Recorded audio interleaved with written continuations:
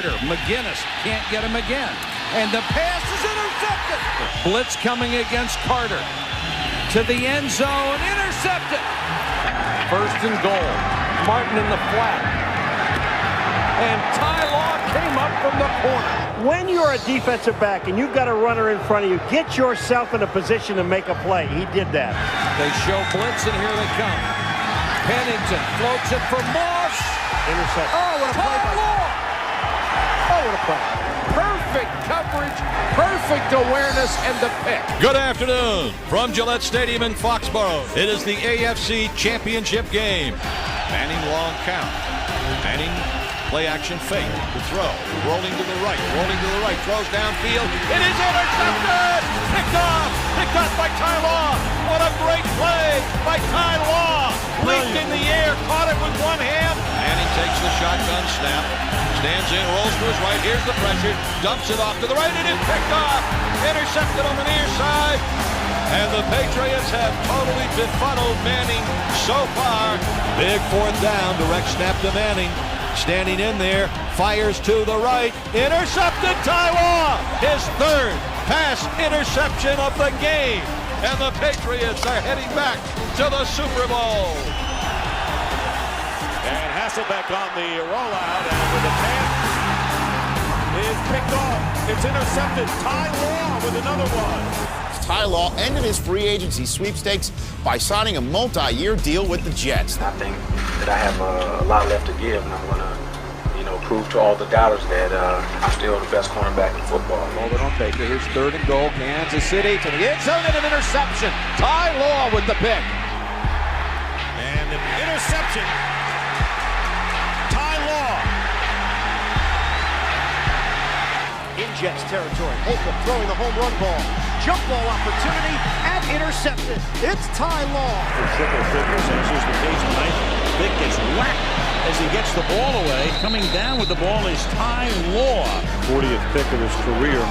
Play fake to Lowe. In some trouble. Gets rid of it. Knocked up in the air and intercepted. Second down and 7 from the 32-yard line. Swung to the outside and intercepted by Ty Law. And for what it's worth, a little bit of sweet redemption. Touchdown. Tom Brady was talking about that last night, and he said, I have to watch out when I throw over there on Ty Law. He plays situations, he reads your drops, and that's exactly what Ty Law did. Buffalo from the 29. Here's Holcomb, pump fake. Holcomb shoots one long and intercepted. Ty Law has his 8th of the season. The reason why you get so many, he actually can catch the football. Holcomb has the protection. Throws, intercepted. Law's got his 2nd of the day. Ty Law cutting to the outside. Another cut by Law. There's Holcomb stepping up. Fires. Long ball. Intercepted. Ty Law, his 3rd of the day. Number 10 on the season for Law. Ty Law and the Chiefs agreed to terms on a 5-year deal, ending yet another lengthy offseason free agency tour for the now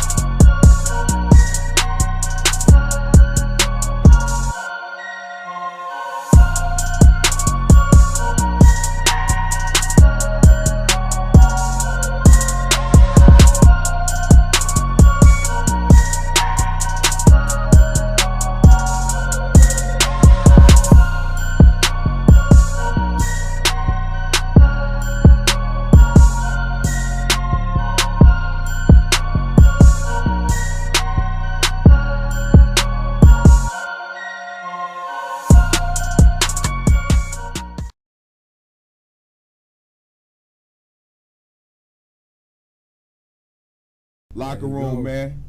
Y'all know we vicious out here, man. With it. Locker room, Texas. Got my boy Worldwide. Got Heath Muhammad in here. But I got the world-renowned Hall of Famer. I told y'all we're going to do this classic shit. I had to tell y'all that. I got my man Ty Dog, Law Dog. Ty Law, What's man. going on, What's man? up, What's family? going on? Fab Five. The Law Dog. Say, man, I appreciate you coming on and spending this time with us real quick. I know you got family duties and you doing it the right way, man, taking care of the family, but let's get right to it, man. Congratulations on the Hall of Fame, my G. We celebrate that. Appreciate it. It ain't too many cats I know personally that are in the Hall of Fame that I can call a brother. You understand me? So I want to congratulate you on a magnificent career. I love you. You always been the same. Talk to us a little bit, man. How did it feel to get inducted and go up there and see your head on the statue? Man, it was a dream come true. I mean, it really don't hit you till you actually see it. You know, when I got the knock, of course, it was like getting drafted all over again, man. It's such a exclusive fraternity.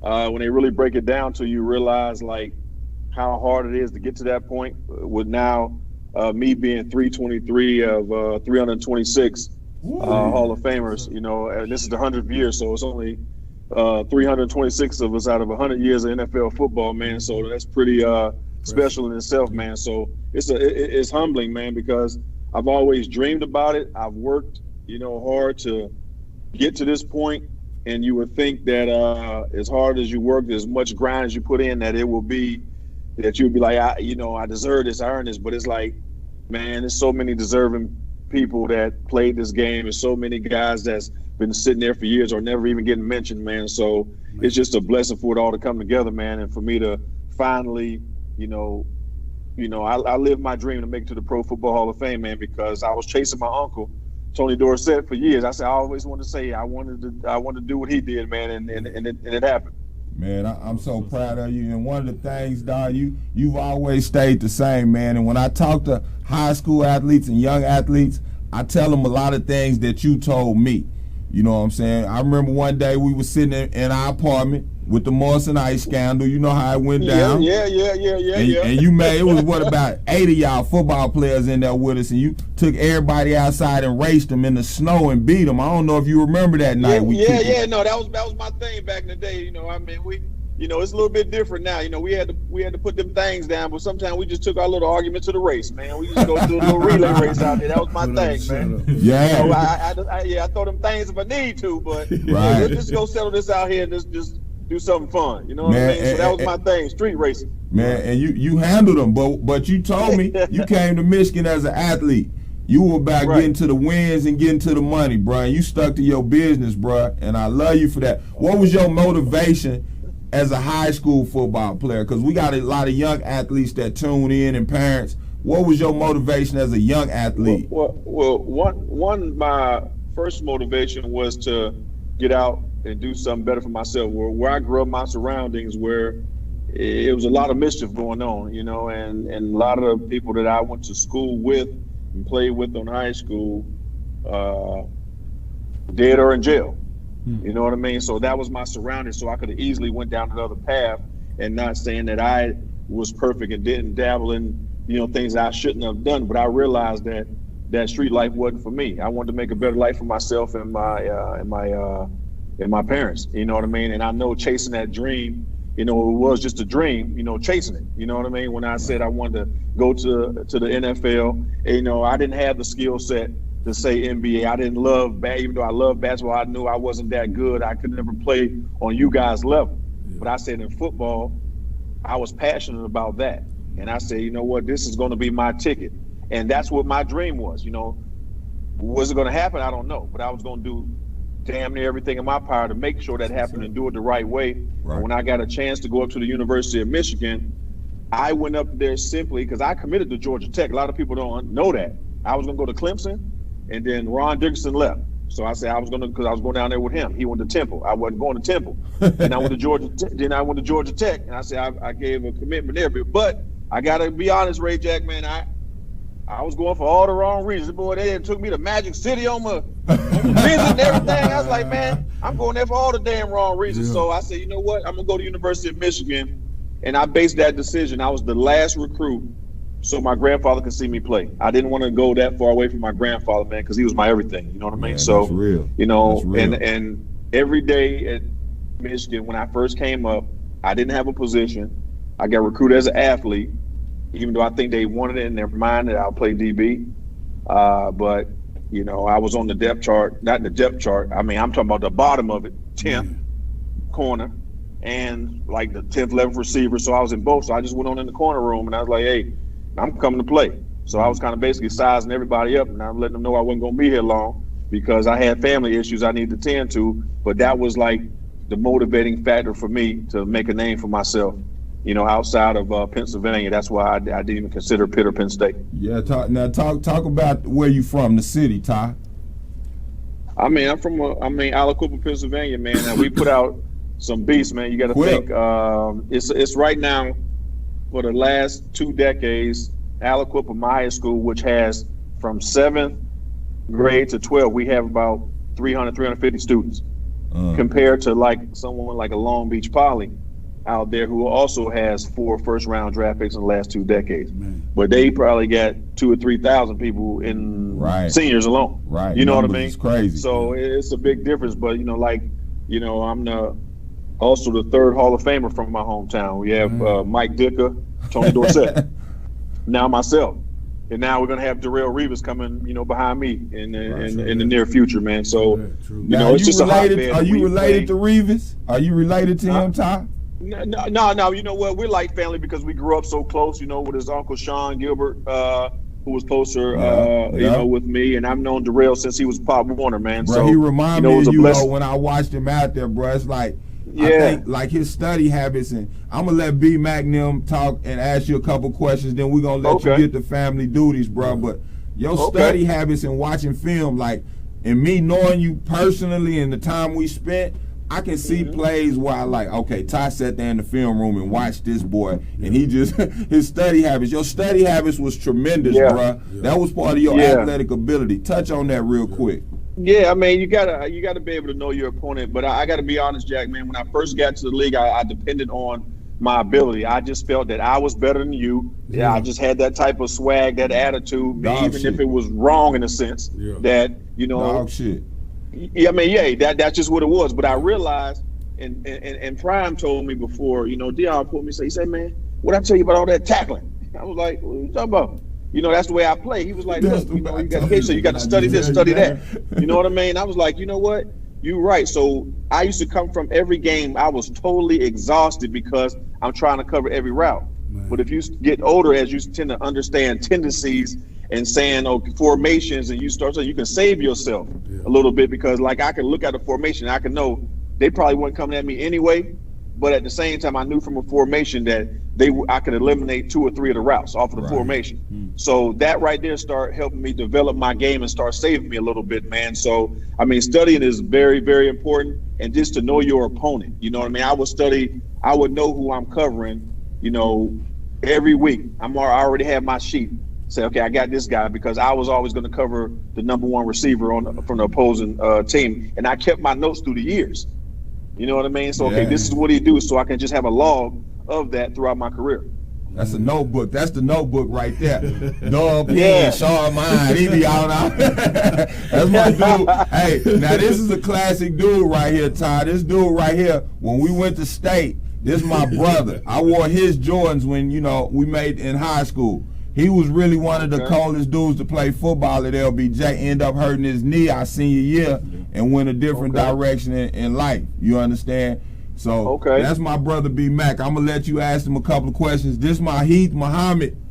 This is my mental health guy. This is my brother. We started running summer track way back in the game with the little bitty shorts on. Yeah. We was 5, 6 years old. But he's in the mental health now. So, you know, we coming in from all bases, and we blessed with this opportunity, man. Go ahead, B, and ask you a couple. Just a couple, Ty. I got love for you, and I always liked you, man. I watched you. Yeah, it was a pleasure, man. I ain't gonna lie. We don't get to talk to a lot of you guys, but it's a pleasure right here and now, man. And so when you put the yellow jacket on, Is it like putting a green jacket on for them boys that play golf? You know what? I would say it probably is to the golfers, but see, the thing is about the green jacket, you can go get that again the next year. Right. And the next year you don't get it once, you can keep trying. Right. This is a one-time thing. This is I mean, you might get to be a finalist, but once you get it, it's there forever. You know what I mean? You don't get a second chance, a third chance to go back and redeem yourself because you don't have to. You know what I mean? That's why it's so hard to get in there, man. So I'm assuming it's like that, but it's probably a little bit extra, man, because that gold jacket is normally, they say, if you're at a function, you got your gold jacket. Unless you're around other Hall of Famers or at a Hall of Fame function, you're probably going to be the only one in there with it. Right. Say, boy, you know I like when you flouse stuff. I like when you throw numbers around. I like when you flouse, bro, because you know what it is. I love you, bro. I celebrate with you, man. You ran across that clean. And my man Heath, man, he deals with the mental health. And this is something I want to hear from you. And I know Heath was wanting to ask this question about the mental. How big of an issue do you think mental health is in the NFL, brother? Sports, period. Sports, period, across the professional platform. You know what? I think it's a serious issue because, one, you know, mentally you have to be a certain type of a person and be in a certain place to even compete at the level that we compete on day in and day out. And not only is it something that you want to do, it's a little bit different because it's your job. This is how you make your living. You know what I mean? So mentally, you have to be a certain type of individual to be able to make a career out of it, certain expectations. And when you're talking about the game of football, we are getting hit in the head a lot. And I'll be the first one to tell you, I'm not claiming to have anything wrong with me, but at times, you know, after you're done, you feel like the effects of certain things, like forgetting things and stuff like that. I swear, like I be driving sometime, like, where the hell am I going? You know what I mean? And that's real. You know what I mean? That's real. So that's like, in physical sports like that, or even in baseball, which is rare, but if you get hit with the ball, you know, you probably in hockey. You know, I was just with Anze Kopitar a little while ago. He's you know, the captain of LA Kings. He's out here with his daughter as well, and you know, it's real. You know what I mean? I think, like, you know, you guys, you know, Jack, for basketball, things happen. You get elbowed, things can happen. Right. But ours is little car crashes every play. Many car crashes every play. Man. So, you know, when people, you know, when we go, when they open us up and people have taken their lives, you know, I'm so glad and fortunate that I am not like that or to that point, but I do understand it, and it is an issue, and I think the NFL is, in particular, is doing everything they can to protect players by safety as far as how they hit, the different type of helmets and things like that. But the reality is, you know, at the end of the day, something has to give. Right. Because it's not not cool. Even my uncle, you know, he's going through it, man. Let me ask you a question. How was your adjustment from that being your life, football being your life, to not being mentioned anymore, not being football is not what you're doing anymore? How was that transition? It's tough because you put so much into it. But see, I was fortunate enough, you know, myself to play a long time, and I got to kind of see the end of the road coming. I think it's more so for the guys, and it's all of us, don't get me wrong, you know what I mean? Because this is what you did. I played football, to put it in perspective, from 7 to 37 and never missed a season. So since I was 7 years old till I was 37 years old, that was my life. I like when you throw them numbers, boy. Go ahead. That's crazy. You know what I mean? So the adjustment, and I've had some success in business now that I'm done playing, but at the same time, if anybody tells you that it's the same satisfaction, I'll say they're a damn lie. Because when you're going out there playing, you know, football and the competitiveness, the aggression, and it's nothing ever going to compare to that, man. I went from one store, which I own Launch, you know, family entertainment. I started one store. I got 33 of them now. You know, things are like the business make 10 times more than what I've ever made playing ball. But guess what? It's not the same rush. Right. It's not out. It's not out there. You need a team. Now, being an executive, I'm not out there just responsible for what I do and going out there competing. It is totally different, man. And so you got to ride the NFL, NBA as long as you can, because once you get done playing, it's over. Hopefully you save some money. So hopefully you done did all these things, man. But the adjustment was pretty real, bro. You know what I mean? It took me, almost 4 years to kind of figure out exactly what I wanted to do. And all I did know that I wanted to work for myself, and I wasn't gonna get fired no more. I'm doing all the hiring and firing. That's real. What I'm saying, man. There you go. That's real. Depending on you. And see this, I need you to do that too, Ty, and send me the links to all the businesses and everything you got going on, so that the locker room can promote and uplift what you do, bro. This what we doing. No God doubt. has been blessing us. I appreciate it, man. I appreciate it, bro. I done got, like I said, we sitting on here. It's a blessing to be on here, but the reality is, in sports, guys, man, I done got fired 3 times. Everybody talking about, say, oh, he got released. No, damn it, you got fired. I got fired 3 times. I'm in the Hall of Fame. Right. I'm in the Hall of Fame, but I got fired 3 times. That's real though. They got that yellow boy, that gold thing. Because everybody can't get fired and then turn around and be happy like you either though. Yeah. Some of them. Man. You got bitter. to keep fighting, man. You got to keep fighting. I remember I was a young gun when I came in there, and I was out for everybody when I got to play against the Jerry Rice or the Mike Irvins. And then one day you realize that, damn, I'm them now. Everybody trying to get at me. Yeah. You know what I mean? I came in the league at 21, and I'm leaving the league at 37. You know what I mean? That's major. A long time. That's major. Boy, that's a long time. That's a whole lot. Yeah, exactly. Easy, so guess what? I wasn't the same young whippersnapper then too, and I'm like, damn, I'm gonna end up on the wrong end of these highlights. It's time to quit. Right. For real. Check your bank account, make sure that add up, and let's make this move. Yeah. You already know. Yeah. That's what's up. Now, man, we ain't gonna hold you much. You know what I'm saying? Long. I'm finna let you get to it. Now, a lot of people everybody knows I'm a Cowboy fan, bro. That's what I know. Tony Dorsett is in my Hall of Fame in life, nigga. I was a Cowboy fan too, but we about to tap that ass this week. Hey, boy. And then so I love when you know what I'm getting at. I love when you understand what I'm getting at, Ty. We on the same way. Right. How does it feel, like, in my eyes, because I feel like I'm a great as far as knowing the insight on this. How does it feel to know that you started that Patriot shit? Like, you, nigga, before Tom Brady and all of that, you the dog. How does it feel to know that you the head of that snake, boy, that legacy? It feels good. I think you heard it in my Hall of Fame speech. I let everybody know we started this. I called my boys out because it's funny that they, little things that you guys might not realize, like when we go to a Super Bowl, when you watch Super Bowl now, that is the Patriot way. Whether we in the game or not, it's the Patriot way, because before we decided to say we're not going out as an individual. We said Fox, they're going to have to find Mr. Kraft. They're going to have to find him, but we going out as a team. They didn't have a choice. Right. That's why everyone goes out as a team now. We got into a bunch of stuff with that earlier because of, everything is timed for commercials and stuff like that. Man. This is what we do. So now everybody comes out as a team. So it's the Patriot way. Like I said, we started that. It was a culture. Everybody think it's the coaches.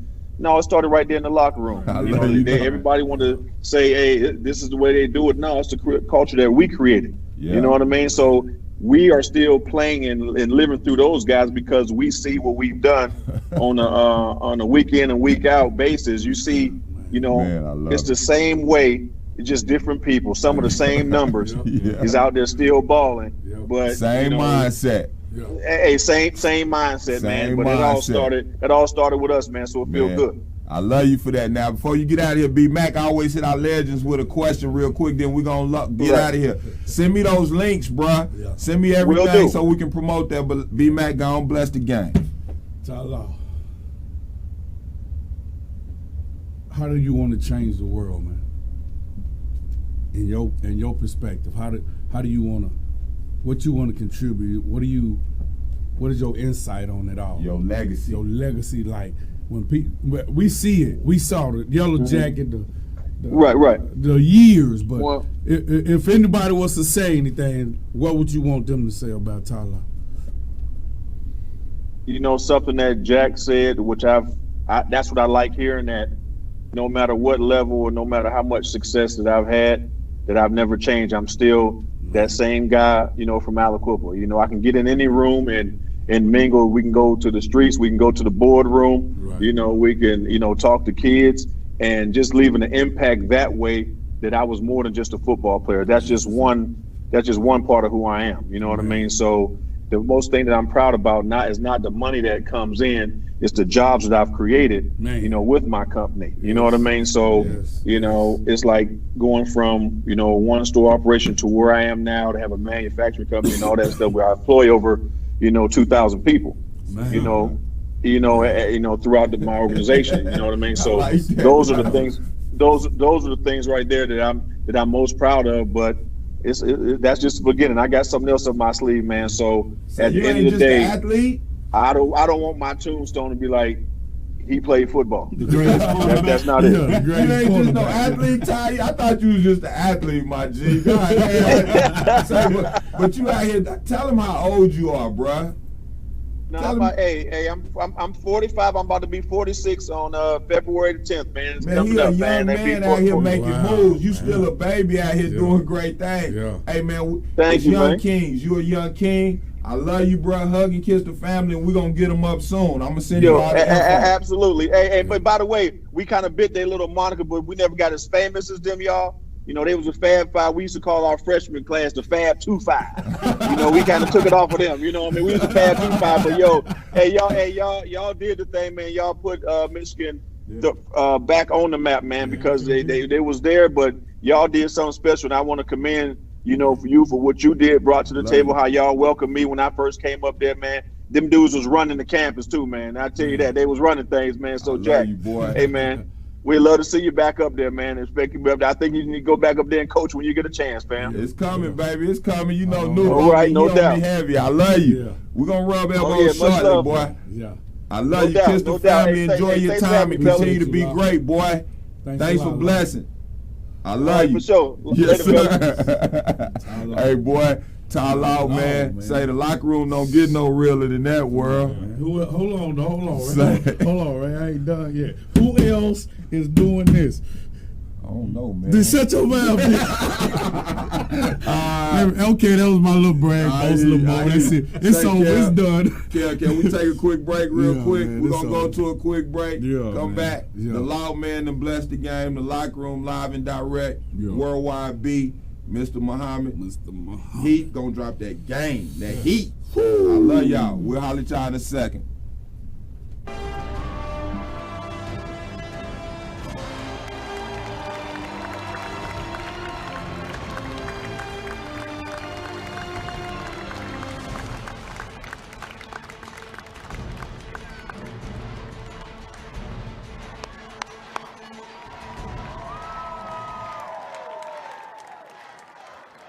Y'all gotta excuse me. Last time I was up on a podium like this was at the Patriots Hall of Fame. I didn't have no paper and I forgot a few things, so gotta keep a couple notes. But I'm gonna speak from the heart like I always do. First of all, I wanna thank God for allowing me to be here and experience this with you guys. Oh, man. I wouldn't be standing here without that faith, which has played a major role in my life. I'm representing more than myself sitting here today. I'm representing everyone and everything that had an impact on my life to get to this point. This isn't about me. This is about us. This is about we. I want to thank my boy, my brother from another mother. Hey, thank you, man. Hey, bro, this man knows where all the bones is buried. Everything. This wasn't a hard decision at all who was going to present me here today. He's been with me through thick and thin. We was best friends since we were in diapers. He always let me know that at his first birthday party, which I was there, that I wasn't walking yet. He called me a wuss for that. He also, and this is true, and he says he's the reason why I'm here today because I never picked up a football until he came and got me to play. And that is the truth. He introduced me to the game at a competitive level. So I thank you, bro. But the reality is, the only reason he came and got me is because he ain't want to go play with people he didn't know. And his daddy came and got me. So I appreciate you and your father for that. Thank you for being my brother for 45 years, man. Thank you. Love you. To Mr. Craig Jones, who you also seen out there on that screen today, he presented me with this beautiful gold jacket. He is not just my financial advisor. He is my brother. He is my family. You have done so much for me, Craig. If I would have listened, I'd probably even better off. But you've been there for me, my family, my kids, and you cared about me, the man, not just the athlete. I love you, Craig. Thank you, brother. Book, Craig, we did it. We are in the Pro Football Hall of Fame. Thank you. I'm so honored here to be in this class. Say, man, we back, man. We had to take a break after that Ty Law, man. That was a big one, man. They all classic, but that's a heavy hitter right there, brother. Yeah. What you think about that, bro? He talked about a lot. What you? Hey, man. About them notes, man. Yeah, go get you some of that. You know what I'm saying? Yeah. But it's what we working on this show, man, is reaching out and getting input from celebs and people who played the game and at a high level. At a high level, even just, let's be real, man. That's the highest level you can get. Yeah. You know what I'm saying? And to reach that platform, but to come back with it and chop it up with his man Ray and talk back.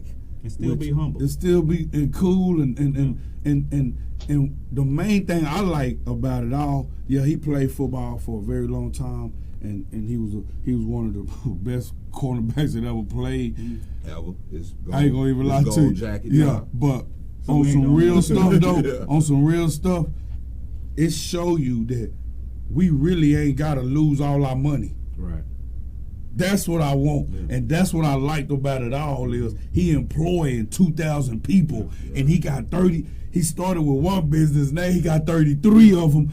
That goes to show you, yes, it's like anything with a high and low in a field of a sport. You know what I mean? Like you had the ones who went broke. Yeah. And then you had the ones that say, "I'll be damned if I go broke." But let me tell you this, and this is one of the things I like about sports and the true athlete. You know it. You lived it with us at track. We wasn't the fastest at first, but you have to fall in love with the process. And the process in the beginning ain't gravy. You know what I'm saying? You might not be have the biggest company or the fastest athlete, the highest jump, or have the most money. But if you stay consistent with your grind and trust the highs and lows, keep your head up, boy, life can really change in the right direction for you. And it applies. That's why I stress athleticism and being an athlete. Because when you learn to work in a team atmosphere and individually in them lanes and track, you grow up a lot and you learn to appreciate good help, good support. You understand the process of that and not having a good teammate and how to shake that teammate off and move to a good team. We you know what I'm saying? Baton a lot. Exactly. So talk about the process. Go ahead. Hey, hold on. I got my man, so y'all understand what we doing, man, in remote areas. He coming out the alley. Like, you sound like the clouds, boy. Like, you coming from the clouds. Let me introduce you.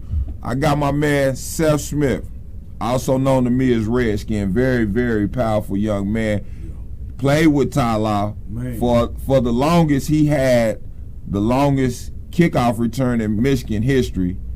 Real dude, got caught up in some real issues, got his life back on track, went to Oklahoma after he left Michigan, doing good things, dealing with the heavyweight champion right now. That's one of the big things that he's doing, but he's also helping produce this show. So he's on his way to the fight right now in a remote area. That's why we don't have no video of him. So he's going to be part of the show, contributing as we move forward and giving us some insight, some global insight. Red, what up? Go ahead. Say what you're going to say, Red.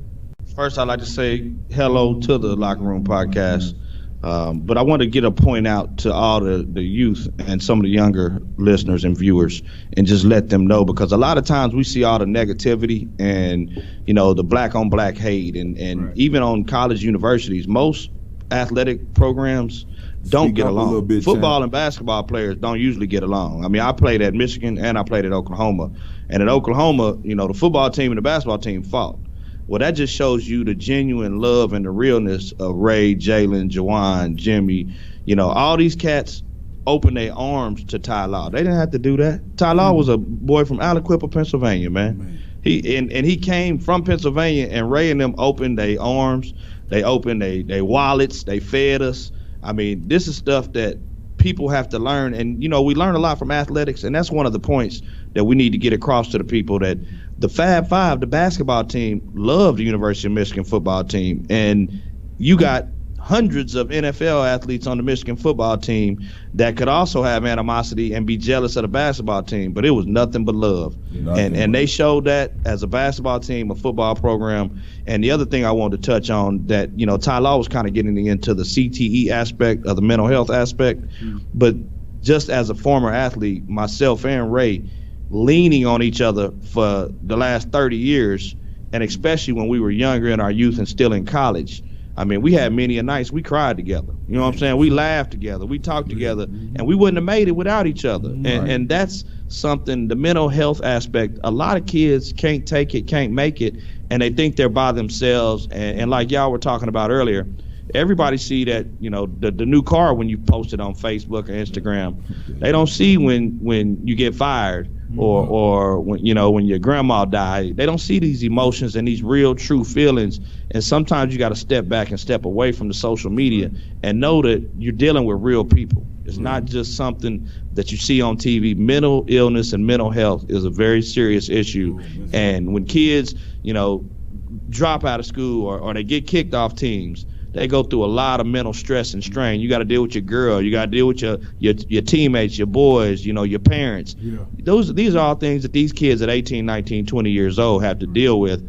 And most universities, if not all, don't really provide assistance in helping them take care of their mental safety and mental health. And that's just, you guys hit on that earlier, and I just wanted to touch on it again and let people know, even though Ray was on top of the world, Ty Law was on top of the world, I was on top of the world at the University of Michigan, and we cried like everybody else, and we was hungry like everybody else. And even though we knew we was going to all make it and be successful in our own rights one day, like Ray said, it's a grind, and there's no shortcut, no substitution for it. Hard work must and has to be put in, and you also have to have a strong support cast that can help you mentally, because nobody can do everything by themselves. And to piggyback off of that, said is this, man. When I hurt my knee, and I never considered myself one of the best players on the team, I just knew that I had to give 120% every time I was on the field, because we all know, you know, Ray know, when you young, man, you trying to be the best who you can be. And when you work so hard at something, and it's like it gets snatched away from you. See, I can speak it now because I'm in my 40s now. But Bobby Mack was at home in that bed crying because I said, and this at that time I was like, it's over for me. I said, that's it. And I feel that I had just a little bit more heart when I saw my best friend still going strong, and I wanted him to. And it was a point in time, bro, that me and him, he was like, Mac, you messing with me on something that you had done to you. So it messed with him as well. You right, bro. We need each other. I was there, and my boy dead and gone, and RIP, man. But we went through something together that nobody in LBJ even ever knew it till this day, I'm telling you. See, he was like, I could see him in games, not even playing the way we trained to play. And then I said, Reggie, it's it, man. Go do this for us. You know what I mean? Go do this for us, big bro. And I want you to take it as far as you can. And he went on to TCU, and he could have went further, but you know, things happen. But still, I cried every night, and I said, what am I gonna do now, man? Everything I work hard for, it's like it's gone. So you shift. And that's a mental thing, man, because you still got to deal with school, you know, the little rats you talk to and all that, and all trying to everybody saying, man, Mac, I feel bad for you. So you got. And ain't no book you can read. Yeah. Ain't no blueprint nobody gives you. You got to figure it out at 18, 19 years old, B-Mac, how to deal with life. Yes. I mean, I think about you. What did y'all have to go through? Yeah. The scrutiny that y'all had to go through at that age. I mean, I'm pretty sure it wasn't showed. They wasn't telling. Oh yeah, they been called niggas. Yeah, I'm pretty sure they was. Oh, y'all being called thugs. That's what the documentary tell you. Yeah. So how was that for you going through that? We don't go through that. Yeah. We just see you going through it, but we don't know what you're going through. You know what I'm saying? Like for me, it was different because I had a black father that was highly educated in the South. Yeah. You know what I'm saying? So I saw a lot of hate, and I kind of knew how to maneuver through it, bro. So I was humbled. You know what I'm saying? I was already like how I was taught. When you go into new environments, you sit back and observe and peep the scenery anyway. Right. So I was already laid back anyway. You know, I humbled myself going in the door. That's what God give you and parents give you if they on point. I guess Coach Jack told everybody that. That's what I do. That's daddy. You know, that's our daddy. That's why we brothers, nigga. You know what I'm saying? So I sit back and look at it, bro, and it was crazy for me because it's, you know, not only was the Fab Five scrutinized, but I was the least part of the Fab Five, so I was really looked down on like, oh man, he's less than. Like he ain't even a thug. He's a scrub thug. You know what I'm saying? So for me, it was completely humbling. But I was cool with it. You understand? Because I knew how the world viewed us. But I knew the substance, like Tyler was talking about. I knew my role within that Fab Five organization in that Michigan basketball. I knew I was the nuts to that shit. My toughness was what made that shit go. You know what I'm saying? And I want to applaud Ray on another deal because, you know, real life, everybody remembers the Fab Five dunking and everybody high-fiving and going through the great times, the good times. But also, you know, on ease is the head that wears the crown.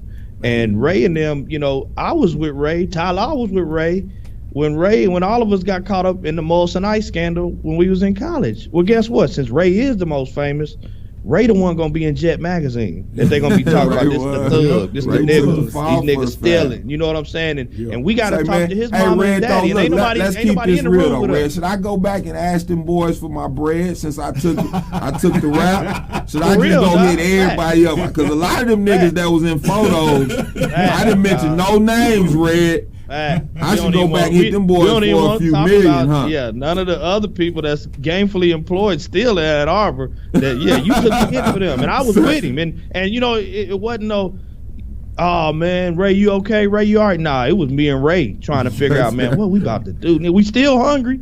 We still trying to eat, because that's all we was doing, man. We was young and didn't have nothing. And while we got millions of dollars being made off our jerseys. Red, I don't need you talking about all that, Red. Because I need these boys to remain and think I'm a square all the time, Red. I don't really need you talking about how I grew up and what the man I am today, bro. It's your swag. You walk like a ball player. You can't hide it, bro. You already know. So, look, we're going to get right into the mental. And we're going to take a quick break and come right back, Kev. We're going to take a quick one. You got anything? Because we got, let me tell y'all this. Mac Facts. We right to it. You got a quick one for me today? Real quick one. Hey, so we're going to get to this Mac Fact real quick. Then Mr. Muhammad, my lifetime friend, Jaguar, BJ Striders, we're going to get on this mental. And the mental people, I need y'all to understand this. Our black community, our minority community, we're not asking for help. We need to talk. We need to get help in these situations and somebody to walk with us. Everybody is touched on the support system. We're going to get into that. Mac Facts coming up right now, man. We live and direct. We've been blessed with greatness. Tyler, Hall of Fame, boy. We love you. Mac Facts. Locker room halftime, baby. We'll see you in a minute.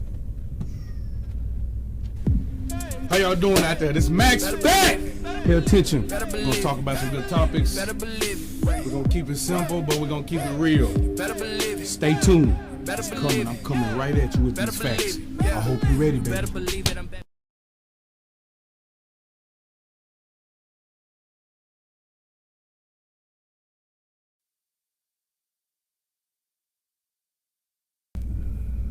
Boy, I wish y'all could have one of these sweets. Hey, I just got a real quick Mac fact, man. I'm gonna say, boy, don't start that. I'm gonna kick back, man. I ain't gonna really get into a lot of it, man, but I just want y'all to focus on what I'm finna tell y'all, man, because things happen, and certain situations are not good.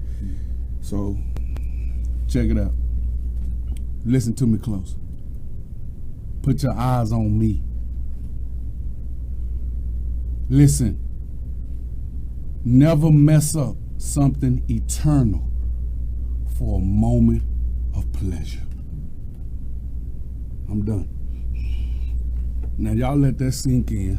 Hold on, man. We ain't got the red flag. I know this is Matt flag. Can y'all see that in his flag? Wait a flag. Bro, you can't hit us with a stick. Yeah, you can't just hit that wall. Say, we be doing our own thing. Like, come on, man. Talk to us again. Man, hit him with that. I say it again, man. Never mess up something eternal for a moment of pleasure. Mm-hmm. You'll regret it. Mm-hmm. And it will cost you. Yeah. If you like it or not. Mm-hmm. So I hope you heard what I said. Say it again. Say it again. Say it again. Just one more time. Ever mess up something eternal for a moment of pleasure. Delayed gratification. There it is. Oh. Drop the mic, man. Can you drop the flag? Yeah. Drop the flag. Viewers, we appreciate everything y'all doing and watching us. I hope you getting a lot from the Mac Facts, because we're going to come at it every week with new Mac Facts. We're going to bring it to you. You're going to love it. Thank you all for coming in, but I hope you just pay attention to what we're trying to do, man. We're trying to get out here, reach the community, and get these Mac Facts. It's all about you guys. It's not about us. It's bigger than us. Mac Facts coming at you.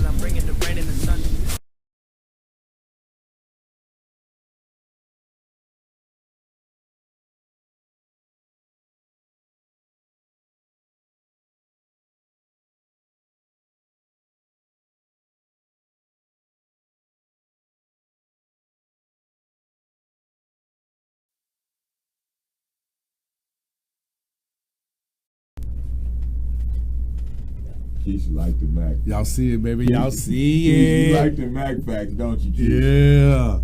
Yeah. He tried to drop some knowledge and walk away from that. Let him do that. KK, you like the Mac Facts. KK, that's the cheerleader, KK.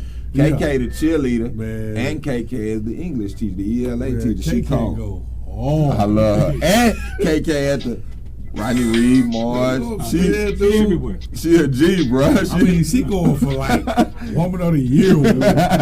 K. Johnson, we love you, baby. You know what I mean? We got mad love. Yeah. And KK, I'm gonna still answer them questions though that you sent me when I came to hospice. Keisha, we on it all. Yeah. They so, man, as we come back from the Mac Facts, and I want to touch on that, man. You know, don't ruin your life behind a second of pleasure, man. And that BS, man. Yeah. You got a lot riding on your life, man. Yeah. Think through choices. Yeah. Don't just make choices. Yeah. Think through your choices before you make them. Yeah. Mental health, man. Let's go busy. Let's get busy. He talk to us about it. The reason why I got into mental health is because I was seeing a lot of, like I was telling you earlier, a lot of people in sports just making piss poor decisions based off of learned behaviors. So I wanted to get into it and figure it all out. So in our community, we would rather have somebody say that I'm going to prison than to say I'm going to therapy. Think about that. Yeah, that's pretty we would rather say my cousin is doing 20 years in prison for murder than to say my cousin is going to therapy. Wow. And we suffer in our community with PTSD even if we don't know it. Think about Chicago. Yeah. Think about how people, right. Think about your best friend. Put your best friend in your head. Say you see him get killed on the corner that you have to walk by every day to go to school. Or in the car next to you. Right. And you're not able to move out of that community, so you have to deal with that. Man. Every time you go to school, you have to walk past where your best friend was murdered. That's a repeated current. That's over and over and over and over. That's going to get you. That's going to get you. So then we wonder why people act a certain way. Because of stuff like that. Right now, we're suffering from PTSD because police are getting away from, because they can kill us and get away. We suffer with PTSD on a day-to-day. We have to, and I don't know if you taught your son, but I have to teach my son how to react when he gets stopped by the police. That's a real conversation. I shouldn't even have to do that. The other ones don't? They don't. They don't have to. Oh, okay. Because they know for sure that they're going to get home. Right. But we have to dumb down ourselves. We can't even be great no more. And some of them, and some of the kids will be nervous. Mm-hmm. You know what I mean? Yeah. You get pulled over, he's sweating. Yeah. He's nervous. He's stuttering on his words. Right. All of that. All of that. And then that's give them reason to do whatever they want to do to you. That's true. So when we with no reason. Go with ahead. no reason. So when we send our children to say, go run an HEB and give me something, we don't even really know if they're coming back. Man. That's something that we have to deal with in our community. In our mindset. But that'll mess you up. Right. It's PSD. Right. PTSD. PTSD. That's what we deal with on a daily basis, and we just don't even know it. We don't even think about it because that's the way that our lives are structured now. But what would it look like for us if it wasn't like that? But okay, tell me this though. So I feel like since our history, and I feel me, you know, I've been through a lot, I've seen a lot and all of that, all right? Right. So we can bear a lot. We can. Our ancestors did it. That ain't the reason why. No. I'm just saying. Okay. Hear me out through the story. Okay. But we still make it through all of that with no drugs on certain things. Right. We're not the highest ones that's taking all these drugs. Right. To make our senses numb to what's going on. Right. Instead, here we are. We fight through it all. All of it. With no drugs, man. Right. You feel what I'm saying? I feel what you're saying. You feel what you're saying. Some of us don't even have supporting. So when you run up on the right one and they like, man, you're like, oh, I'm on your side. Right. It's hard for them to see that because they've been fighting all their life. Yeah. There's a difference between somebody being in regular mode and constantly being in survival mode. Right. That person don't even treat their spouse the same way. If they were constantly in survival mode, they're going to deal with their spouses the same way. So you wonder why there's a communication problem is because I'm in survival mode. I think everything that you're trying to do to me, you're trying to hurt me. Right. So I'm constantly not looking at the love that you're giving. Right. I'm trying to find out what you're going to do wrong. I have to be 3 steps ahead of you because I don't want you to hurt me. Right. Just think if we didn't have to live like that. Oh, it's freedom. Just think if every time you came up, I didn't have to put it up. Why come I can't just, show love. Right. Instantly. Why come we don't do that in our community? Because we're dealing with learned behaviors. We're being taught there you go. by the Learned media. behaviors, yes. We're being taught by the media that we're all enemies of each other. Right. They don't get taught that. Right. And when I'm talking about they, I'm talking about the you race. know exactly. Okay. You being real. Let's go. But they don't get taught that. We get taught that you're my enemy. I need to compete against you. When you was growing up, how many people told you, man, you look like a doctor? Right. Never. Nah, you look like a basketball player. You look like my entertainment. Yeah. You look That's like what fun. you look like. Yeah, you look like my entertainment. Yeah. And then once y'all had y'all thing, they didn't give a damn about you no more. Right. Once you don't put out like Ty Law put out anymore, they don't give a damn about him no more. Right. They give him the jacket out of honor, but ain't nobody talking about it. Right. Ain't nobody talking about how great he was because they don't care anymore. Right. Think about that. Think about your identity, like Ty Law was saying, from 7 to 37, his identity was football. Yes. He's great enough to create another identity, but most of us ain't gonna do that. We're not. Most of us, we're taught, okay, after you do that career, go into coaching. Right. But what if I don't even love the sport no more? Right. Like, does that happen? Right. It does. I mean, you played on a level that I can only imagine. Right. Does that even happen where you play a sport so long that you don't even love it? It's a lot of a lot of my colleagues that go through that. Yeah. And it's a lot of the kids that I've coached, and I tell them that. That's real, man. All I need you to do through the process is get that education for free, and then figure out where you need to go. Let that sport pay for that education. Right. Use the game. And, don't let the and game one of the use points you. I want to I make mean, on the it's Ty a Law lot of them, situation. my G. It's a Go lot ahead. of Ty Law. Go ahead, Red. You got to talk up. Fortunate Speak up, because Red. Ty Law was fortunate enough to go to gotta the talk University up, of homie. Michigan and to the New England Patriots, two of the best organizations in college and professional sports. Right. So he got to rub elbows with a lot of Robert Krafts and Bill Belichick's and Tom Brady's, and he knew business-wise, personal level, he knew how to act. So he wasn't going through these emotional roller coasters, diva, I'm trying to show out like you see Antonio Brown and some of these cats nowadays doing. Ty was smart enough, and again, he didn't start all these businesses by not being smart. Like Ray said, Ty used to study. I mean, I was somebody that nobody could cover. I was a receiver. Ty Law is one of the 3 people on earth, with Dion as one of the other people that I know could cover me. You know what I'm saying? And Ty got groomed by a lot of great people to help put him in the position he's in now. Yeah. Now, if you go to TCU, if you went to Yates, and then you go to TCU, and then, you know, you go to play for the Browns, that brother's not going to have the tutelage and the skills necessary to be able to be successful on that level. And then, like you were hitting on, Ray, just imagine if the guy goes to a junior college or a community college. And another thing, while we're talking about the mental health, like you're saying, it is better for you to say, hey, he was locked up than he was in a mental institution, or he was at therapy. And I feel like it's our obligation, like B-Mac asked Ty Law, what would we want to do to make the world better? Well, what can we do to make that brother, that sister, that aunt, that uncle feel comfortable coming forward or being able to share that with you, and you be able to lead them in the right direction? Because a lot of times as black people, we'll look at another person suffering with mental issues, and we'll just keep going and not pay no attention to it and not address it. And it's time that we address a lot of issues, and mental health is one of the for sure ones that needs to be addressed, because we do have a lot of obstacles that people don't see and understand and know. And, you know, just like you said, the good and the bad with Ray and the Fab Five and all that, Ray got called a lot of names too. Ray got stereotyped a lot too, and still is to this day. And so these are things that the white guys don't have to deal with this. Tom Brady never had to deal with the issues that we have to deal with, that Ty had to deal with. And as a black community, I think we should start addressing that. Or Rob Pelinka. He's able to make the transition and be a GM and all this other stuff, an agent. You know, it's different. It is different, Red. But let me drop this on you. That's what I want. Go ahead. Let me drop this on you. And this is not gonna come over great. I work in a psych hospital as well as having my own private practice. I talk to the black people that come in, and I read through their stuff. There's a couple of them, and they wanted to commit suicide. But guess how you think they wanted to do it? Suicide by police. What? Because that covers up the mental illness, and it makes you a martyr.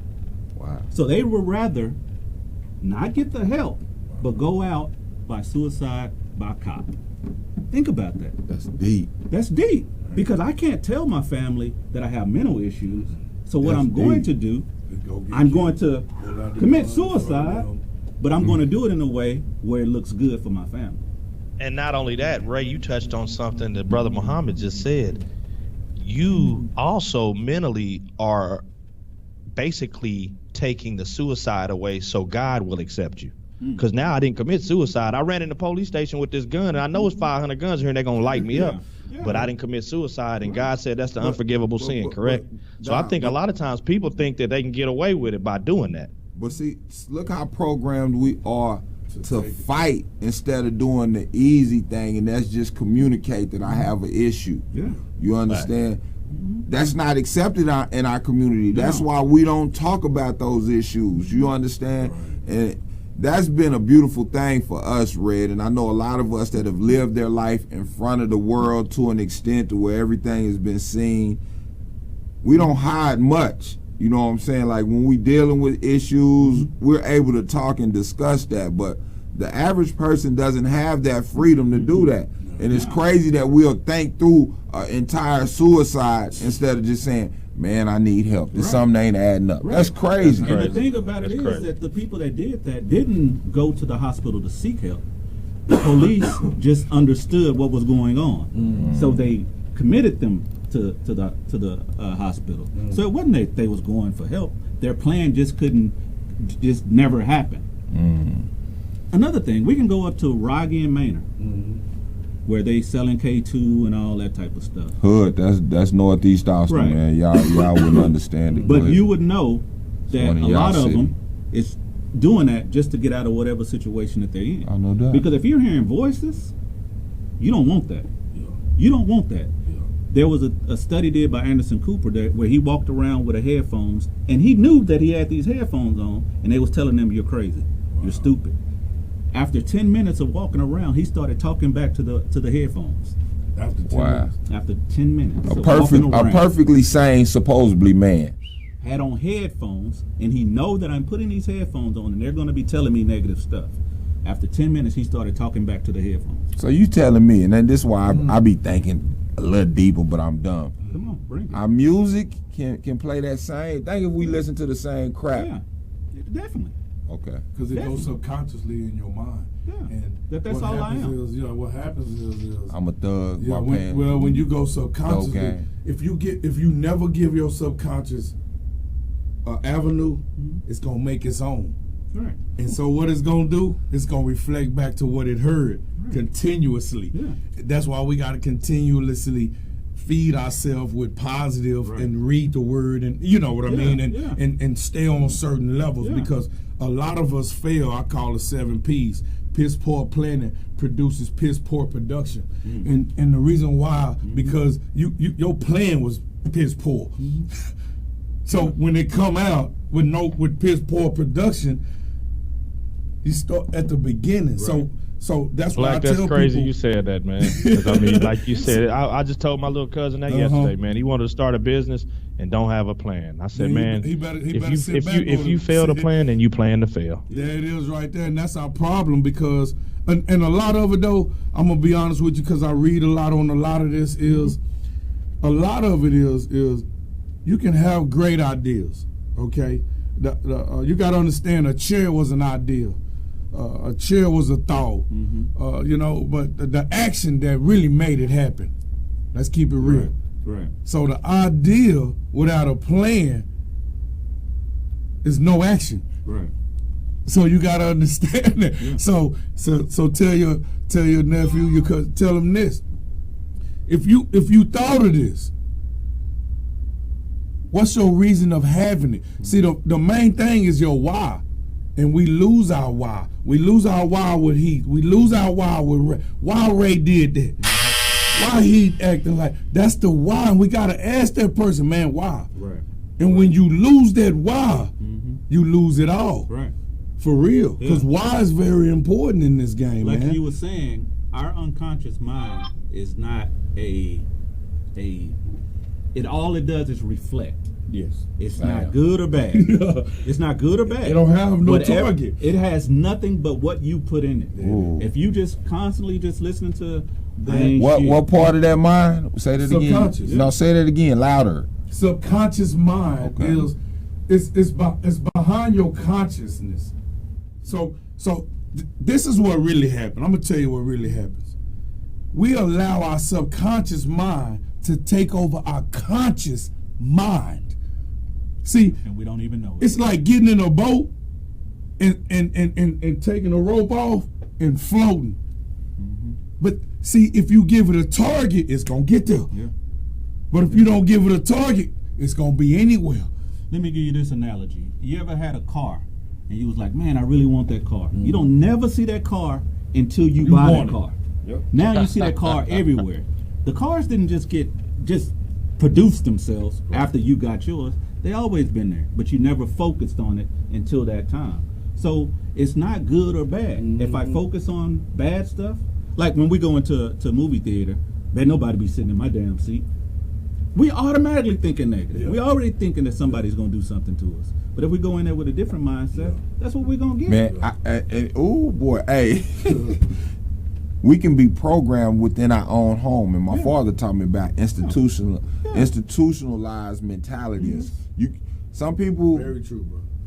are the way they are because of how they've been brought up in that environment they're raised in. Of course. And that's crazy that we don't even recognize. Are y'all aware of Black Wall Street? Bro, it took me years. 1930s. And this is our old black history. Let me explain something to y'all. Most cities in America, most big cities, in the black neighborhoods, like where I'm from in Illinois, back when my parents were young, there was a thriving black community. We had our own grocery stores, banks, liquor stores, laundromats. We had our own everything. And what happened to the black culture, the black community is once they segregated us and let us start being able to communicate with other races, black people stop buying from the black man. Now when I go to the black man in the shop, I need a discount from you. Even though I'm going to go over here to this white man's store and buy whatever. But they scared a couple of y'all niggas too, though. They scared a couple of y'all too. They burnt up a couple of y'all, hung a couple of y'all. They did some other. Yeah, but what I'm saying is that, but you know, we all are mentally strong and we could overcame that. Yeah. But when we started getting out of our community and spending our dollar, I know all of y'all probably watched the Killer Mike thing on Netflix. Of course. Where he talks about the dollar in the black community lasts for 6 hours. Yeah. So that means the money that when you get your paycheck in the black community, within 6 hours you spent it. But Asians is like 28 days. But Red, a lot of that comes from not understanding laws and policies. So they start whooping us different. That's they like didn't hang us Ray, from trees. It's institutionalism raised in our families and even our mindsets. Right. You know, I talked to my dad and my uncle, and my dad was 6'6". He could have been an All-American NBA basketball player, but guess what? He got pregnant. My mama got pregnant with my oldest brother, and my father went to the Navy instead of going to college. And that was the mentality that black people had, because in the 50s, 60s, 70s, the parents was like, your dad was like, he wants you to go to the service because he know you're going to learn life lessons, you're going to have a job when you get out. Back then, sports really wasn't like they are now. So for you to be an athlete, your parents was going to tell you, no, you need to go to the service. Yeah. And we all know the service wasn't the best choice for all of us all the time.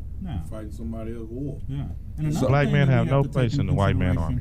As well, which is not talked about. Yeah. There are some women that are jealous of their daughters as they come up because they look at them as competition. Now, we have a lot of women that say, oh, we have a lot of sorry men, but it was a lot of their parents that was protecting their men but putting their daughters out. Now, I was like, nah, that can't be true until I talked to somebody. And this lady just was straight up. She was like, yeah, you want me to be honest? I don't like my daughter. I love my son, though. But my daughter, she's a bitch. She's this, she's that. And then she'll follow it up with, yeah, she's just like me. They can't live with each other. Yeah. So they bump heads. So it's easy. And I mean, it's not in movies. It's in real life. Like you said, I got a partner in Tulsa, Oklahoma, that his girl, when she was 7-8 years old, once she got 7-8 years old, her mama's boyfriend used to make her sleep in the bed with him and her mama, and he would sleep naked. And more than likely, she would choose the boyfriend over her daughter. Man, y'all deep. All day long. Yeah. All day long. That's what's real stuff that happens in our societies and our communities right now today. Don't talk business outside of our house. Yeah. So people have that type of loyalty to their family that a lot of stuff is not being told. Now, who do you think, when we talk about PTSD, we always think about the military. Right. But the highest sufferers of PTSD is black women. Women, period, because they're getting sexually assaulted and being told that it's your fault. Right. By people that's supposed to protect them. Right. So how do they deal with that? How do they die, man? See, we don't even know what that even looks like. We can't even comprehend that. We can't comprehend that. But I'm gonna tell you what's crazy, and I'm gonna tell you what's crazy is working in the schools, man, and having good relationships with some of these little girls, bro. And they confide. They are dealing with that, bro. Yeah. And the suicide talks and the rape, the abuse, man, it's highly prevalent in our community, bro. And it's something that we need to really get to. Yeah. Kev, we're gonna take a quick break for a second, because I want to post a question. I want a question, and this is the question with mental health, and this is one of the things I think is like mentally crazy. Was Colin Kaepernick right or wrong? And my thing is, those of you that don't want to control your own narrative, y'all should have a problem with him. Yeah. And you mentally disturbed. Yep. You understand? You conditioned mentally to be on some bullshit. Yeah. You understand? Behavior so while y'all on here, Eric Coleman, hey boy, I love you. Stephanie, Dana, all y'all, Chris Carter, Darryl Horton, y'all need to comment. Kevin Edwards, Sean Thomas, y'all come through. Holler at me. Let me know, was that man right or wrong for not doing what the NFL wanted him to do? And then we're going to come back with some mental health solutions, and he's going to talk about what we can do to start bridging this gap on this mental health in our community. I love y'all. Quick second. 5-second break. We'll be right back. Locker room, fourth quarter. Bow. Intercepted, Ty Law. Ty Law delivered a lick. Ty Law picks it up and takes it to the house. With the 21st pick in the first round, the New England Patriots select the defensive back from Michigan, Ty Law. Kelly will pass for it. Chase from the pocket. And it's intercepted. Second interception of the day by New England. This is the rookie Ty Law. He's got some blockers. Ty Law with his first NFL interception. First down and 10 for Everett, giving great time. A flag is thrown and going down, and Ty Law makes his second kickoff in 2 weeks. And Ty Law, with blocking ahead, takes it by the 40. They got it. The rookie Ty Law out of Michigan. Foley with the long look, goes sideline and it's intercepted.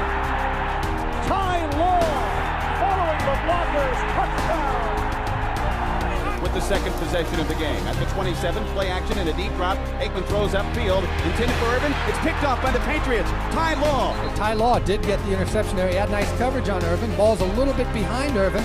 Ty Law jumps in front. 3rd and 1. Aikman will throws the fade to the end zone, and it's intercepted. It's intercepted by the Patriots. Ty Law.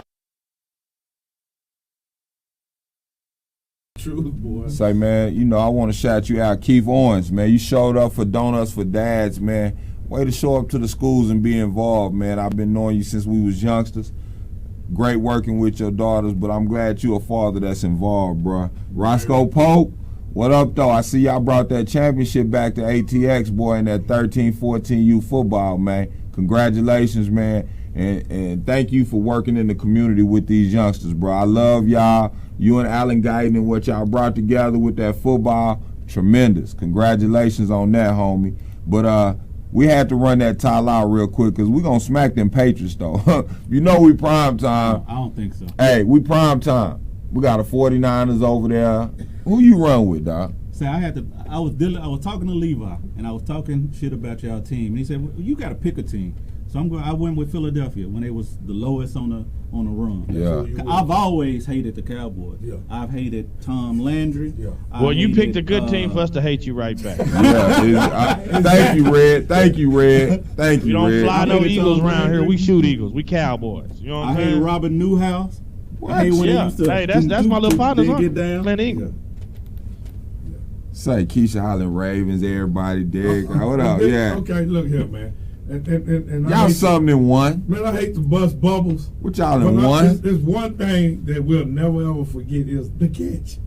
Okay, Elvis Inball got burnt by Dwight Clark, and I'm done talking. Right? Everybody ain't old enough for that. Everybody ain't old enough for that. We don't want to talk about that, Bobby, man. Check this out. How that boy is whole now. He ain't worldwide.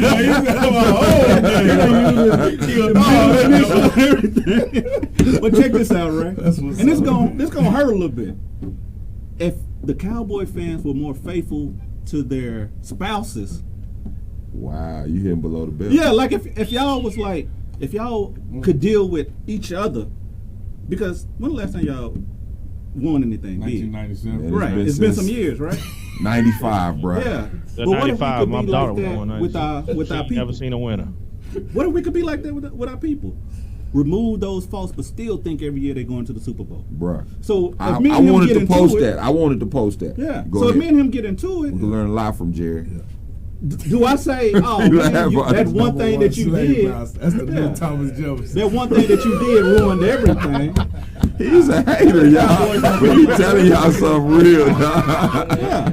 You real, though. But that's true, though, right? Right. Hey, where Rob? Do I get mad at my brother? Man, I'm sorry, Rick. I'm sorry, Kevin, but he got me all these Super Bowl wins. I'm sorry, Rick. That's just how we do. But see, and why I say Jerry, bro, because I wanted to post that too. You know, I throw stuff out there. Yeah. But he don't care what nobody say about Jason Garrett. He don't give. As long as he making his money and everybody tuning in. Those stands feel like the season. But he loved Jason Garrett. Jason, now you got a job. Yep.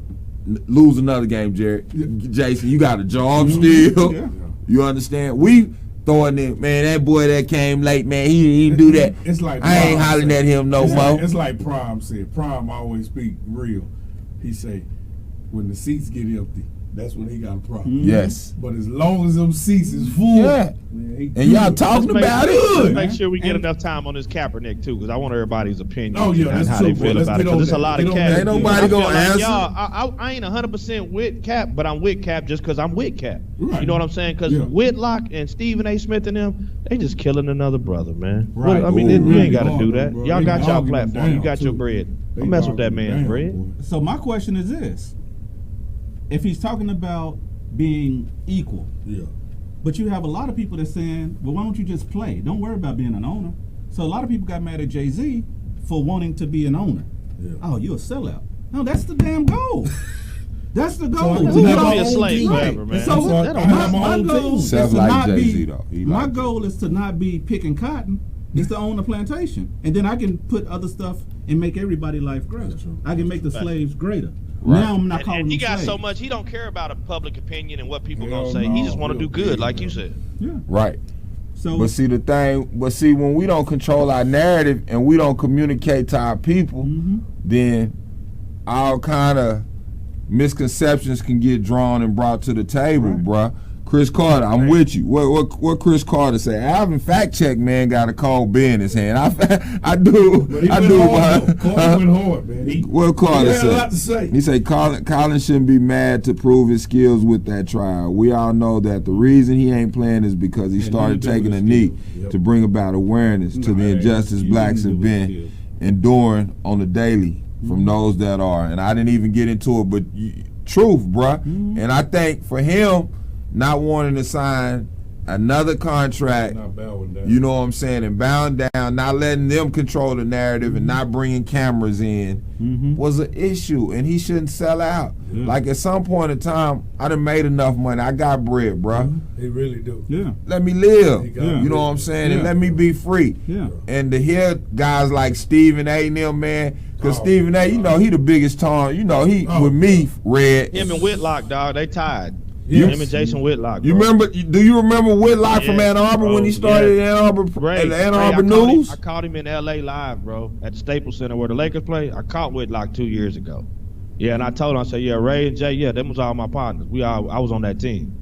Then he started copping deuces. We in the world now. Right. Now you ain't gonna man. There ain't no cameras. Ain't no people gonna get me up off of you. Yeah, this is real life. but it's funny, Red, and I know because you one of my, and I hate to even say that, you one of my hitters, dog. You know that for real though. On some other, but it's funny to see those guys like Whitlock come up from the mud, and then when they get this camera and they get this fame and this dollar, oh, bro, it's a different world. Ray and them to just talk to him. You know what I'm saying? And this is before he had any fanfare and didn't have all the television shows, and he just wanted to ride Ray and them coattails, just want to get a word with him. And now he's the authority, and anytime any black person do something, he want to shoot it down. Yeah, man. But that goes back to what we was talking about. Like, we feel like if they control the narrative, they're better at controlling it than we are. That's crazy. We allow and another example. That's like program. That's their program. I was gonna say, you know what's crazy? Another thing that even though y'all not Cowboy fans, Jared Goff is some trash. Got $114 million. Carson Wentz is some trash. How much? He got $130 million. Why is Jerry not paying Dak? Is it because he is a black dude that he can't do nothing else? He can't say nothing. He don't have no platform. He know Dak ain't one of them cats that's gonna be unruly and not mind. He ain't like me and Ray. He gonna mind. And that's another issue. I mean, this man is out there. How many other quarterbacks have you seen playing, not even got a contract for the next year? That's unheard of in football. Right. That's unheard of, bro. You ain't lying, Red. Bro, it's crazy. And people don't even talk about it like you said, because Jerry controls the narrative. But we programmed it. But we programmed to dismiss the hate that the institution is placing on us, but fight Bobby Mack because Bobby Mack done jumped in front of me at the light at McDonald's line. You know what I'm saying? And that's what kills me. But this is what I want to say on that. Y'all saw the unity in the Rodney Reed situation. When we have one mission that we're unified on and that we fight for, we can change some things, my people. But we have to come together for one issue at a time. We can't be all over the map. God has shown us this now. Come together with one agenda and watch me change things and watch me work.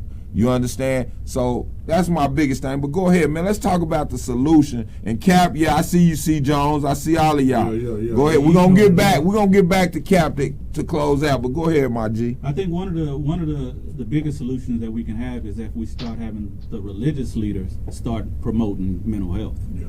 I think a lot of the religious leaders need to pull back and realize, okay, I'm not a therapist, so I shouldn't be dealing with this. Right. That's a different type of counseling than what I can provide. And just be honest and say, here are some referrals to somebody that can understand you. Right. Another thing, we have to allow our male children to have emotions except anger. That's the only emotion that we allow is anger. You better not cry. Yeah. You cry, you gonna have something to cry about. But if you get angry on the football field, oh, you cry. Oh, you see where how the dog at in you see how Bobby tore his head off? Yeah. But if you get hurt, oh, you better not cry. You tougher than that. We got to stop doing that. That produces people who are emotionally unintelligent. And let me touch on that because you are exactly right. Yes. My little dog, who is like my brother, Adrian Peterson. Y'all know him. Man. Adrian Peterson is to me, like Ray is to me, that's how Adrian is with me.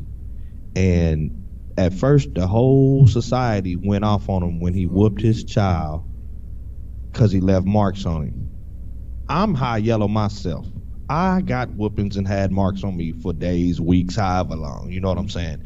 And the thing that I didn't understand until AD went through it was that is a learned behavior in our communities. Right. Our mamas, daddies, grandmamas used to make us go get that switch off the tree. All of us went through that. You got hit with extension cord, a shoe, a racetrack, whatever was close to you. That's how we was trained, and we were trained to think that it's okay. And so Adrian, he grew up in the country like all of us, and his daddy, his uncles, they hardcore. When you young, you gonna fight. Yes. And it's a learned behavior. And even though AD had all the money in the world, like y'all was talking about with Ty Law, you have to have the knowledge and understanding, and someone has to give that to you to make the right decision, because Adrian didn't know until he got in all this trouble that, man, I ain't got to beat my kids like that. Just because my daddy did me like that, I don't got to do that. And that's what we got to do with society in each and every aspect. We need to be able to figure it out like you talking about, Brother Muhammad, and then go forward and, like Ray said, on one accord, handle it accordingly. Right. Because if they're learned behaviors, they can be unlearned, and you can learn new behaviors. Yes. So it doesn't have to stay with you for the rest of your life. You can't say, well, this is just how I am. Right. F that. You can change how you are if you really want to. Right. Now, with the AD thing, his learned behavior was, my children stay in their place. They're not allowed to talk. If you say something, I'm going to whoop your ass. Yeah. But now we need to let our children communicate with us. But you know what it is? I'm going to tell you, and you speaking on some real shit, and I'll piggyback off of what you're saying, and what Ray is saying is this. You whoop your child out of, being disciplined. Yeah. This is what happens, and I'm loving what you're saying is, you whoop your child, and then you turn around and say, shut up. You whoop your child, stop crying. This is what happens. That child get older. I'm just saying this real. Somebody die in the family. He over there just looking at him with no emotions. Right. Ain't allowed to show. You snatched all of that from him because you told him not to cry. Right. Now he don't know when to cry. And now when the emotion thing, everybody looking at him. Why he ain't crying? You didn't snatch it from him when he was young. Ain't allowed to. You cannot do that. Right. You whoop them, they cry, let them have the emotion, and you keep moving. Right. I can't say that enough, man. My father used to spank me. I mean, we got our spankings. My father would spank me and then allow me to talk about it. Yes. Like, he would spank me, and they're like, okay, now let's talk about why you got that spanking. I told him that. He used to lay me on his stomach. My dad used to make me lay right next to him after I'm whooping your ass, but there's love behind this. And let me tell you why you just got in trouble. Right. Let me explain it to you. And I bet you never did repeat it that one again. Those issues, you didn't have those issues. Yeah. And all four of us sit here today, to be able to talk about this instead of not being able to mind getting pulled over by the police and trying to act crazy. Because we all got homeboys that start cussing at the police the minute they get pulled over. They don't even get a police chance to get up on the ground. What you doing? Why you fucking with me? All that.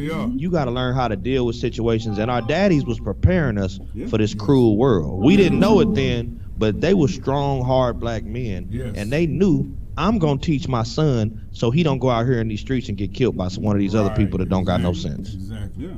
And another thing that we need to stop doing, we have to stop thinking that since we have been through so much hell as a people, that we're equipped to go through the hell that we're going through now. Just because throw the flag. Hold on. Say that again. I think I got the flag.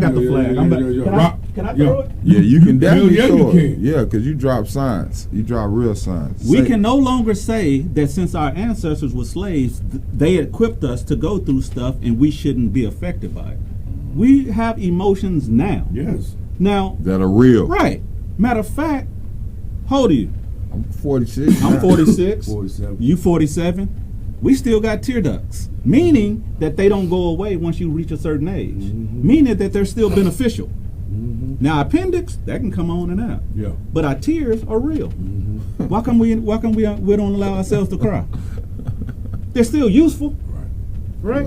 So right. Yes. Now we'll find somebody, we'll get married, they'll say, okay, I need you to show emotions. You cry. Oh, you was crying. Okay, now I'll never show emotions again. Yeah. That's fucked up. Yeah, it is. I'm sorry. Yeah. I'm sorry. Nah, you but good. That's fucked up. You all right with me? To say, I want you to show emotions, but if you cry, I'm going to use that against you. That will stop you from showing emotions. It sure will. Right, because now we can't really have a conversation. I can't tell you I had a rough day. Because you're going to tell me, oh, get your shit together. Yeah. What you going to do, go cry? Yeah, you going to go cry? Yeah.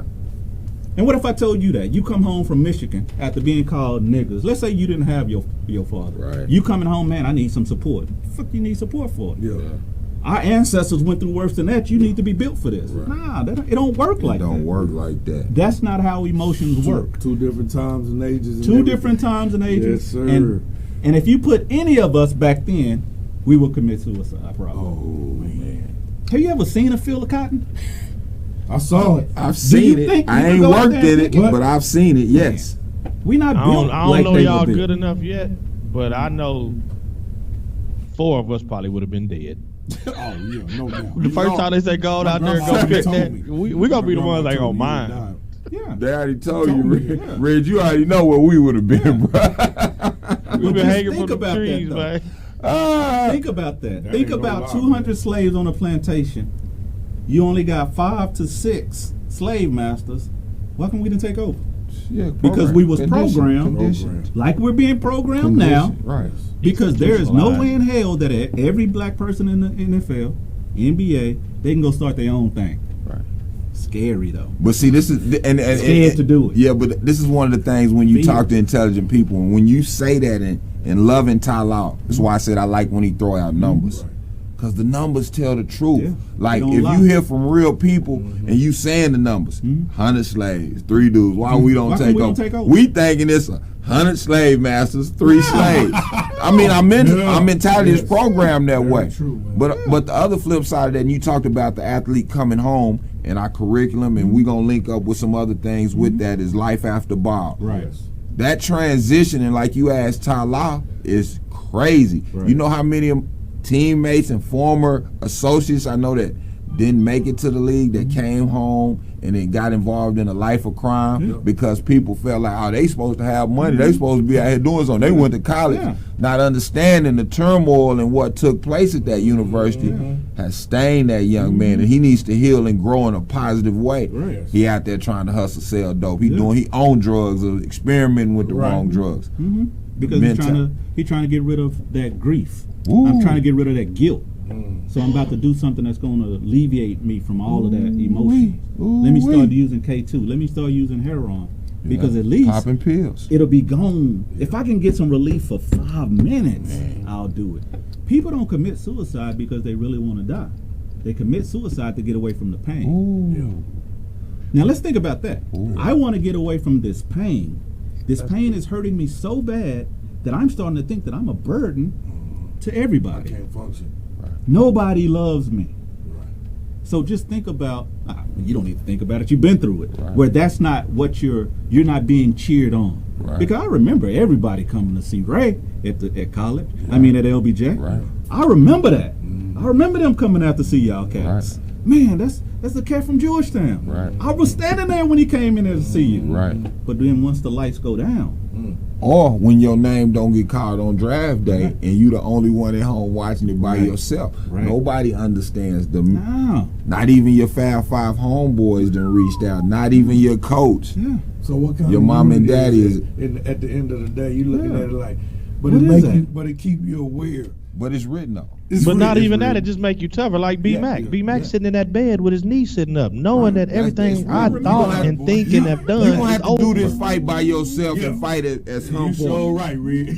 You understand and Ray at some point. I looked at him when I left Michigan like a puppy dog. And me and him both was about to cry. He like, my little dog leaving. And I'm like, I got to go. Yeah. I mean, you was saying you was being humble earlier today when you talking about you probably wasn't the best on the team. Yeah. Goddamn, you was. I mean, you know, I mean, I if can't not these one of these, if not but these. you know what I'm saying though, right? Like it's like him. It's like Ray, man. He'll never say Fab Five. It ain't no five without Ray Jack. Right. I don't care how he put it. It ain't no Fab Five without Ray Jack. Because he played a big role too. Every last one of them will tell you that. And as far as how they dress.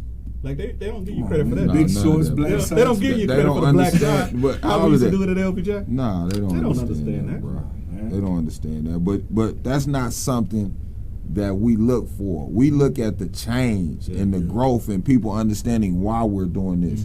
We were doing those things to be free. Yes. We wanted everybody to be on the basketball court and live free and play your game. Even though you in this system, because we had the worst system, Red to tell you, that didn't utilize none of the athletes that we had. We want y'all to still operate free with freedom. Don't be trapped mentally by none of this BS that we dealing with. You understand? And that was one of the people things. People don't even have a clue, Ray. If had Fish let Ray and them play the style of basketball, like if Nolan Richardson coached Ray them, they'd have 3 rings. Man. That was one of my schools. They took one of my rings. You know, but Red, like Tyler said, I was going to Arkansas for the wrong reasons. I knew I was going to get in trouble then. You know what I'm saying? I wasn't going down there. I go to Miami for the wrong reasons. So that's why I came up. But that, and I'm going to tell you this, man, and this says a lot. And we're going to get out of here and end this because we went into overtime, but I got some power. Man, we classic at the locker room. That says a lot about the University of Michigan, that you have kids in Juwan Howard and what they're doing and what's been built in that legacy, where you have 17, 18-year-old kids choosing that institution because it's a safe haven to grow and get better. That's major for the University of Michigan. Kids are not choosing that university because 6th Street is there. Think about what you just said. Those people that said that y'all was thugs, y'all was gangsters, now these people are sending their kids to go get coached by. Now they send yeah. I'm trusting my kid's life with putting it in your hands. I think you better than anybody else. All these 150 schools, I'm gonna send him to Ann Arbor for one of them thugs that was listening to rap and talking about shock the world and all that. The same guy, he's the best man for the job. Hey, they'd have thought we came through with ski masks. Hey, man, but what you said is real, bro. We about to close it out. Mr. Muhammad, where can we reach you? If people want to contact you, say it loud and clear. I have a website, hmcounselor.com. I have a Psychology Today. Just put in what you see on the screen, Heath D. Muhammad. All my information will come up. I'm off of 183 and Cameron Road, behind the Lubies. Just come holler at me. And everything is confidential, so you ain't got to worry about me coming back on here saying, Ray, remember in our session, you told me this and that. Right. Everything is confidential. I'll lose my license if I tell anybody stuff. And I think that's one of the things that keep black people from coming to therapy, because they think that we're going to spread their business. Right. There's no way we can do that. We can do that, but you'll have our license. We'll only do it once. So you don't have to worry about that, man. Just come get the help, man. We have to stop. Back in the day, B, we would go over to my older cousin's house, and there would be somebody in the top room that was an uncle, but he always got fed up under the door. But we didn't know that he had a mental illness. We were just told to stay away from him. And I'm pretty sure a lot of us have had that person that you was told to stay away from. Because they had a mental illness and did not want to deal with it, so they just locked them up. We need to stop doing that. Come get the help. Ray got my information. My information is out there. Come holler at me. Take insurance, so you ain't got to worry about any of that. It ain't about the money, because They still be buying out bars and stuff. They still be. So they got money, right? Yeah. Jordan's costing $200 and something. So you got money. So Balenciagas, man, it ain't even Jordans. Them boys spending $600-$700 on Balenciagas. So it ain't even about the money. It's about you just not ready to deal with your mental health. Let's deal with it. Let's get it. Let's get it, man. Hey, B-Mac, hit him with the Tyler, the legendary question. You know we can't let our homeboy out of here. Brother Muhammad, how do you want to change the world, brother? I want to change the world how I'm doing it, man. I want to get mental health out there in our community. Let us know that there's people in here that really want to help you, that you don't have to take the end result. We can change different things that we was brought up to think that we can't change. Learned behaviors can be unlearned, and new behaviors can be learned in that place. Right. So I'm doing my passion, man. I'm doing what I want to do, and that's how I want to change the world. And I also want to do it on a national thing. Like I was telling you, I want to start talking to people like Tyler and people that's in the sports industry and get them the proper help that they need, because a lot of the people that they're presented with don't look like them. Ooh. So think about I'm Mike you Vick. with that, brother like, Muhammad.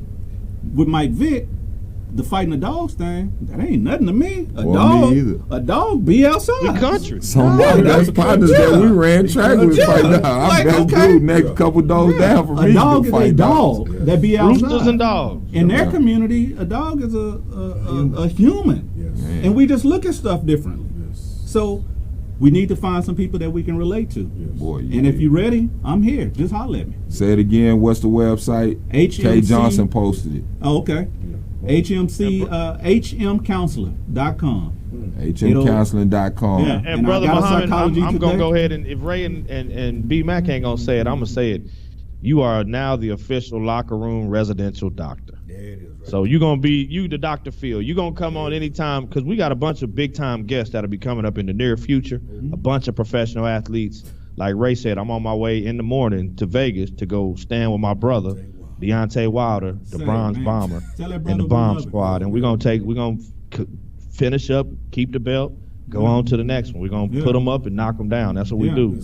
But he's another brother that's strong in the black community, and he loves our people, and he loves the community as well. And we're gonna get him on and have him be a guest.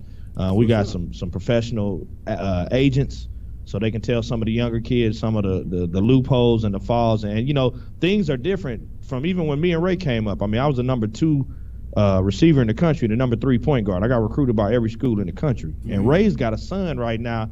My other partner, Rodney Rice, he's got a son. They're freshmen in high school, 8th graders. And now is their time. And these people nowadays, they're making their kids brands. Yep. Before they even get out of high school, they brands. Could you imagine if we would have had a brand before we even got to Michigan, right? It'd be over with. Bro, it would be over with. We had the resources because we had this set up in high school. We didn't know. But we didn't have the knowledge, bro. Like you said, we didn't know. Man. And we're going to pass this knowledge on to these young people, and we're going to keep helping the community. B-Mac, Ray, what y'all doing is beautiful, man. It's needed. We're going to get it on a national platform, and we're going to get the word out there, because this is good content that the people need to hear, man. People in all communities, it's good, it's love, it's helping, it's nurturing, and it's just like church. You fill your spirit up, you fill your cup up. Every week when you come in, when you get your prayer and you're singing in, but we're going to shoot facts, and we're going to shoot knowledge, and we're going to do the B-Mac facts. And Brother Muhammad, when we get some of these professional athletes on here, we're going to have you on again and have you talking to some of them and asking them questions and diving in deeper into the realm of mental health. Yeah, let me know. Man, I'm ready to know how to get in contact with me. Yeah. And it's time to eat. And we can do what we need to do. Don't let that, I don't know, can they see that picture? Mm-hmm. Yeah. Don't let that picture fool you. I